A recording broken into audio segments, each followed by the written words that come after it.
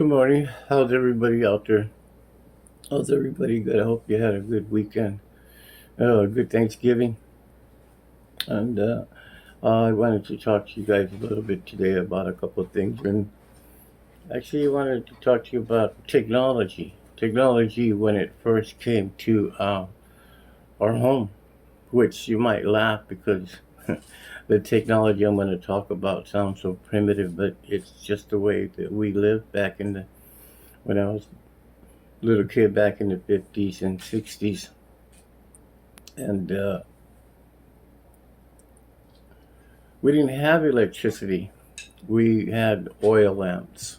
And this is going to lead up to why we elders learn quite a bit about ourselves because of technology, which the biggest thing that ever came to us back in the 60s was a television set. And it didn't come to all of us, it came to one TV on top of the reservation on top of the mountain where we live at. And it was just one TV, and it only caught two stations, and one out of Flagstaff. And what they used to do is, when it first got there, was a TV set, and the man would roll the TV set up to the window, and he'd open up the window and put the TV right there, and everybody that was up there on top of it would bring their chairs and whatever they were gonna coffee or whatever, and they'd sit there and he'd put the TV up there, and we'd all watch TV. That was when the TV first got there.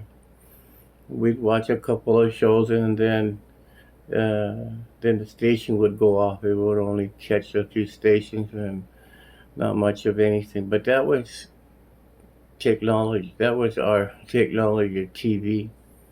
And like I said, we had oil lamps. So what happens then is when you're a little kid, and it was like we didn't have any of this technology. A lot of you guys didn't either. I mean, but a lot more than what we had in anything. We didn't even have a radio. So what we would do is grandpa, grandma, or my dad, or my uncles, or some of the other elders after they ate, they went in, sit down in the living room area, and they would start talking. About 8 o'clock, they would start talking to each other about their life with their grandfathers and grandmothers and their stories of way back when, and a lot of different things that don't exist. They would talk about those things. So as a kid, I would lay on the floor there on top of we had a sheep rug. I would lay up there and listen to them talking. And then my aunt would be there, and the ladies really didn't speak that much about things, but the men did.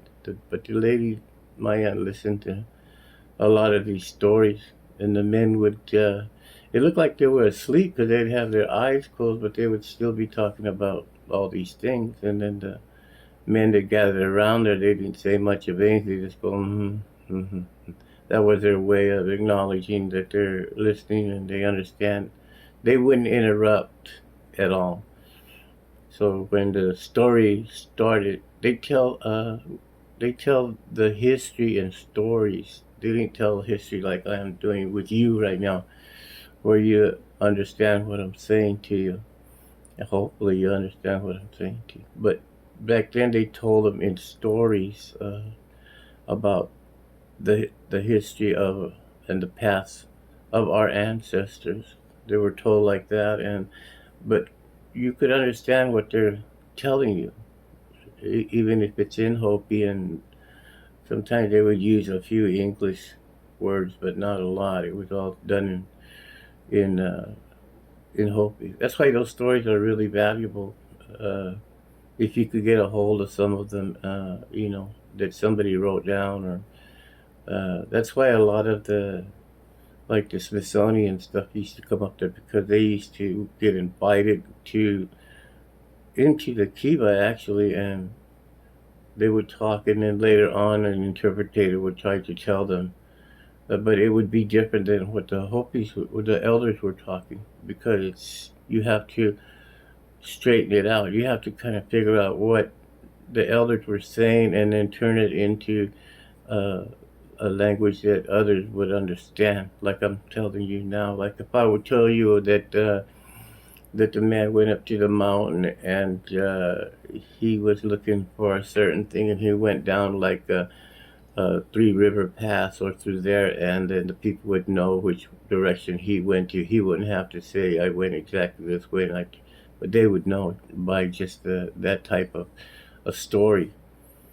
And like if they went hunting or something, they would talk about how the animal meant so much to the people and how they raised and helped the animal as it was getting older, and they would tell us stories like that about the snow and they had the trees that fell off on the snow. That's how they would do, and then you would interpret it as like going hunting, and stuff like that. So their stories are really interesting.